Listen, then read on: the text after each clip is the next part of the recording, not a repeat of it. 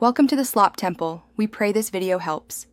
You begin by ensuring prerequisites: modem and router powered, your ISP service active, and cables or Wi-Fi adapter ready.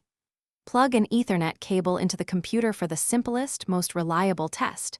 Make sure the router shows an internet indicator. Then open network settings. You want to see an adapter listed and either DHCP assigned addresses or enter a static IP, gateway, and DNS. Doing this now gets you past setup quickly and proves connectivity fundamentals before deeper steps.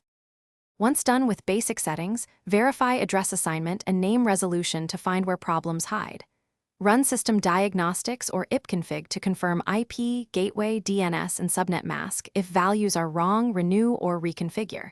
Change to a known DNS like 1 to speed name lookups and flush the DNS cache to remove stale entries. Then ping the router, ping 8, and ping a domain name. The sequence isolates local, IP, and DNS failures, so you know what to fix next. To finish, secure and optimize your connection. Set a strong WPA2 or WPA3 passphrase, change the router admin password, and install firmware updates to fix bugs and improve stability. If internet still fails, reboot modem and router, confirm physical cable integrity, and test a second device to determine whether the issue is the PC or the network. If the computer is at fault, reset the network stack or reinstall the network driver. Just be sure to record current IP and DNS. Thanks for watching.